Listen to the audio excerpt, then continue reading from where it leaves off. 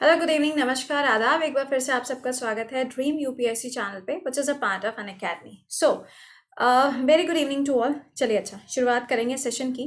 पहले तो ये बताओ, आप में से कितने ऐसे स्टूडेंट्स हैं जिन्होंने आज का टेस्ट दिया था और उस टेस्ट में कौन सी रैंकिंग आई है? ज़रा पहले तो मुझे ये बताइए।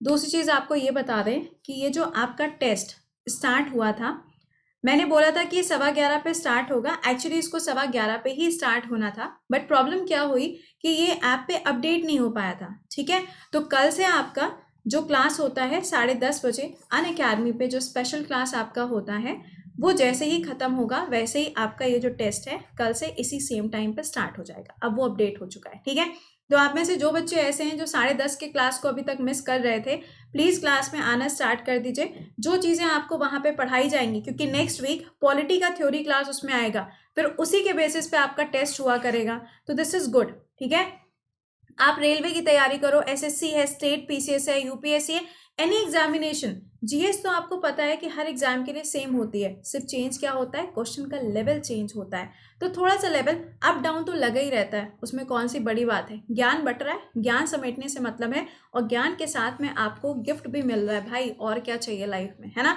तो चलिए, ध्यान रखिएगा कि जो आपका 10:30 का क्लास होता है उसमें आपको डेली बेसिस पे आना है, और ये क्लासेस आपके कब से कब तक होते हैं? मंडे टू थर्सडे चलते हैं, यानी कि थर्सडे को आपका क्लास जो होगा वो 10:30 बजे। तो इस पूरे वीक में आपके पास में सिर्फ 2 दिन और बचे हैं जब आप इस प्राइस को जीत सकते हो। ठीक है, फिर हम लोग फिर नेक्स्ट वाले वीक में यही चीज शुरू हो जाएगी। ठीक है, तो क्लास में आना मत भूलिएगा, क्योंकि इसी क्लास में आपको इस टेस्ट का लिंक प्रोवाइड किया जाता है।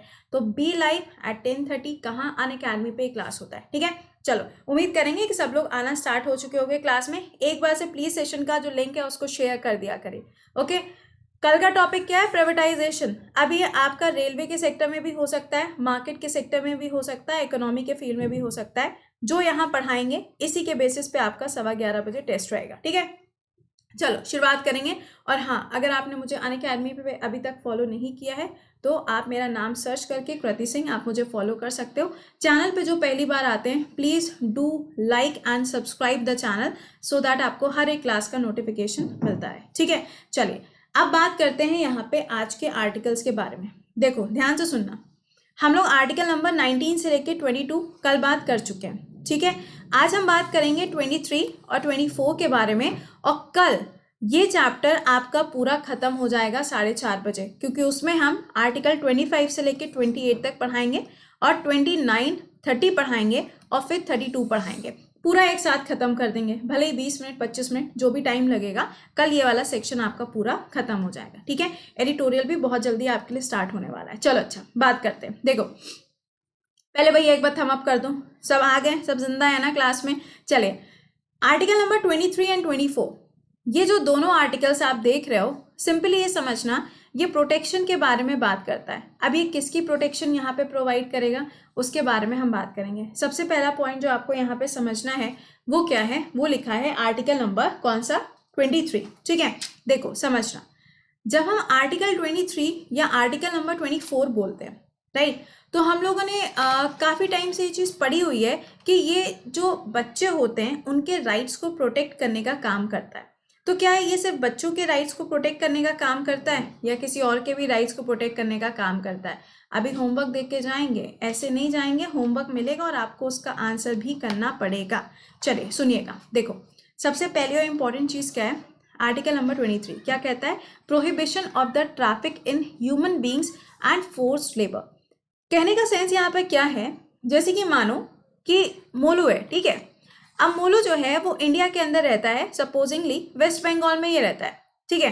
अब वेस्ट बंगाल में ही रहता है, लेकिन अगर कोई पर्सन आके से बोले कि काम करते हैं, तुम मेरे साथ में बांग्लादेश में चलो और बांग्लादेश में चल के मैं तुमको काम दिलाऊंगा, ठीक है, ये इसने बोल दिया, फाइन। तो अब ये मोलू क्या करेगा? उसके साथ चला जाएगा, क्योंकि उसको काम नहीं मिल रहा था।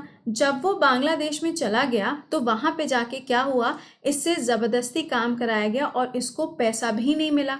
तो ये क्या कहलाता है? ये कहलाता है फोर्स्ड लेबर।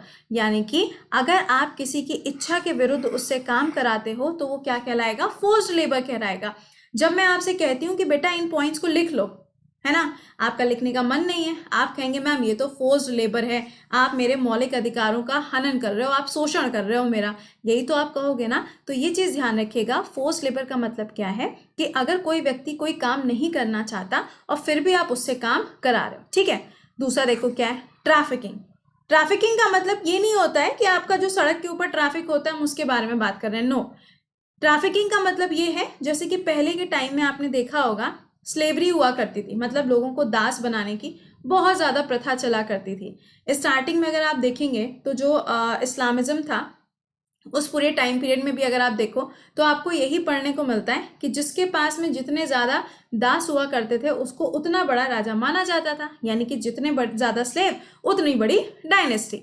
तो पहले के टाइम पे जो ये स्लेव्स हुआ करते थे ना, अब उसी को अगर हम प्रेजेंट टाइम के साथ में जोड़ें तो हम उसे क्या कहेंगे, उसे हम कहेंगे ट्रैफिकिंग। यानी कि एक व्यक्ति को अगर आप ज़बरदस्ती एक जगह से ले जाके दूसरी जगह पे अगर आप बेच देते हो, जैसे आपने देखा होगा, सुना भी होगा, इंडिया में भी काफ़ी बार ऐसी चीज़ें होती हैं कि बच्चों को बेच दिया जाता है ना। तो ये सब चीज़ें क्या है, ये सब ट्रैफिकिंग के अंदर आता है। तो आर्टिकल नंबर 23 हमारे कॉन्स्टिट्यूशन में ये कहता है कि जो ट्रैफिकिंग जैसी चीज़ें होती हैं या जो फोर्स्ड लेबर होता है, इसको रोकने के लिए हमारे देश के अंदर काफ़ी सारे कानून बने हुए हैं। जैसे कि आप देखेंगे तो लेबर ऑर्गेनाइजेशन के द्वारा बहुत सारी चीज़ें बनी हुई हैं, या आप अगर आप देखो तो चाइल्ड लेबर के ऊपर भी काफ़ी सारे लॉज बने हुए हैं।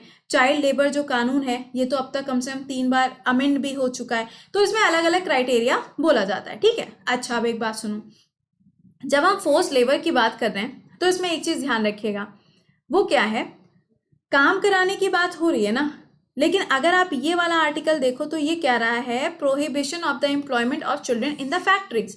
यानी कि ये सिर्फ किसके बारे में बात कर रहा है, ये सिर्फ बच्चों के बारे में बात कर रहा है। लेकिन यहाँ पर कहीं ऐसा नहीं लिखा है कि हम सिर्फ बच्चों के बारे में बात कर रहे हैं या फिर एडल्ट्स के बारे में बात कर रहे हैं। तो जब आपका क्वेश्चन आएगा तो आपको ये ध्यान देना है कि इसमें क्वेश्चन में पूछा क्या गया है। क्वेश्चन में अगर चिल्ड्रन के बारे में पूछा जाएगा आप 24 मार्क करोगे, अगर क्वेश्चन में दोनों में से कुछ नहीं लिखा है तो आप 23 मार्क करोगे, ठीक है। अच्छा, आप सुनो, अब जब हम यहाँ पे बात कर रहे हैं किसके बारे में, एम्प्लॉयमेंट ऑफ चाइल्ड, राइट। अब सुनिएगा, आपको ये चीज़ पता है कि हमारे कॉन्स्टिट्यूशन के अंदर 3 ऐसे पार्ट्स हैं, 3 ऐसे भाग हैं, part number 3, part number 4, part number 4A। ये 3 ऐसे पार्ट हैं जो एजुकेशन के बारे में बताते हैं, जो शिक्षा के बारे में बताते हैं, बच्चों को शिक्षा दी जानी चाहिए। फंडामेंटल राइट्स में आप देखोगे तो आर्टिकल नंबर ये है, राइट। उसके बाद में डीपीएसपी में अगर आप देखोगे तो आर्टिकल नंबर 45 है, और अगर आप यहाँ पे फंडामेंटल ड्यूटीज में देखोगे तो आर्टिकल नंबर कौन सा है, 11 है। ये तीनों आपसे एजुकेशन के बारे में बात करते हैं। लेकिन ये वाला जो आर्टिकल है, ये आर्टिकल ये कहता है कि अगर कोई भी बच्चा ऐसा है जिसकी एज क्या है, ध्यान से सुनना, जिसकी एज 14 साल से कम है तो उसको किसी भी हैजार्डस जगह पर या फिर किसी भी फैक्ट्री में काम करने के लिए अनुमति नहीं दी जाएगी। काफ़ी बड़ा ये एक पॉइंट है जो आपको याद रखना है। और इसमें ये भी बोला गया है कि अगर सपोज करिए, जैसे कि कई बार ऐसा होता है ना कि किसी का कोई फैमिली बिजनेस ही होता है, राइट। अब उसमें जो बच्चा है वो पढ़ने का उसकी इच्छा नहीं होती है, कई बार ऐसा होता है, तुम लोग के साथ भी ऐसा होता होगा। खैर, तुम लोग के साथ में तो हर दिन ऐसा होता होगा ना कि पढ़ने की इच्छा नहीं होती है ना।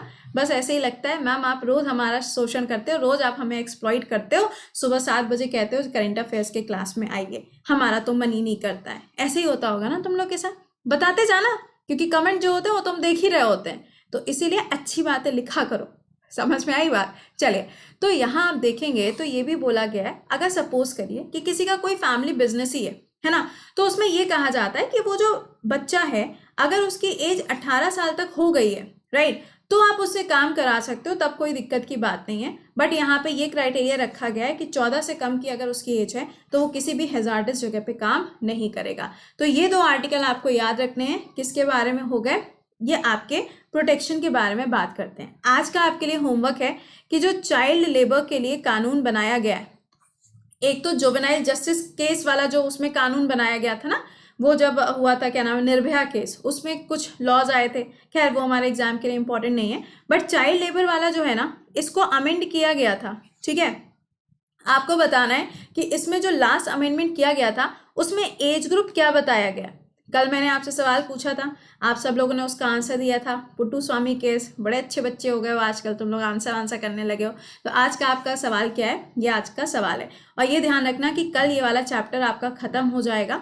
आर्टिकल यहाँ से लेके यहाँ तक के सारे एक साथ हम आपको करा देंगे, उसके बाद में डीपीएसपी चैप्टर होगा, ठीक है। चलो, तो मैंने दोनों आर्टिकल आपको समझा दिए। आई होप कि आपको समझ में आ गए होंगे। कोई भी क्वेरी है इन आर्टिकल के रिगार्डिंग तो आप मुझसे पूछ सकते हो। और प्लीज़ कोशिश करिए 10:30 का जो क्लास है उसे मिस मत करो, क्योंकि वहाँ पे भी हम आपके टॉपिक ही कवर करा रहे हैं जो टॉपिक आपके लिए इंपॉर्टेंट है, ठीक है ना। चलिए, अच्छा, तो मिलेंगे आप लोगों से कितने बजे, कल सुबह 7 बजे लाइव सेशन में। और कल यहाँ पे 4:30 बजे मुलाकात होगी आपसे, जिसमें फंडामेंटल राइट्स के जो बाकी आर्टिकल हैं वो खत्म हो जाएंगे। इसके अलावा आप में से जो बच्चे ऐसे हैं जो यूपीएससी या फिर स्टेट पीएससी के लिए ज्वाइन करना चाहते हो बैच, आप ज्वाइन कर सकते हो। कोड विल बी कृति10। और सेम आपके लिए यहाँ पे एसएससी ग्रुप में भी है। अगर आप ज्वाइन करना चाहते हैं तो कोड क्या रहेगा, कृति10, आप ज्वाइन कर सकते हो। ये सारे एजुकेटर्स आपको मिलेंगे एक साथ एक जगह पे, ठीक है। चलिए, ये याद रखिएगा कि इसकी जो फी है, डेट आ चुकी है, 25 जनवरी से इंक्रीज हो जाएगी। और मेरा बैच भी 26 से ही शुरू हो रहा है, तो आपके पास में भी अच्छा मौका है, पूरे साल भर के लिए आप बैच को ज्वाइन कर सकते हो, ठीक है। चलो, तो मिलेंगे फिर आप लोगों से सुबह 7 बजे। और हाँ, कल ना थोड़ा सा ज़्यादा कंटेंट होगा, तो कॉपी पेन लेके बैठना, और पेन ऐसा लेके बैठना जिसमें रिफिल हो, क्योंकि लिखना ज़्यादा पड़ेगा, क्योंकि उसमें ना रिलीजन के ऊपर काफ़ी सारी चीज़ें आ जाएंगी। इसीलिए मैंने उसको आज इसके साथ में नहीं जोड़ा, वरना खिचड़ी पका लेते हैं, ठीक है। तो कल हम लोग उसको एक साथ में पढ़ लेंगे। चलिए, तो मिलते हैं फिर आप लोगों से कल सुबह 7 बजे। टिल देन खुश रहिए, मुस्कुराते रहिए। Bye bye and take care.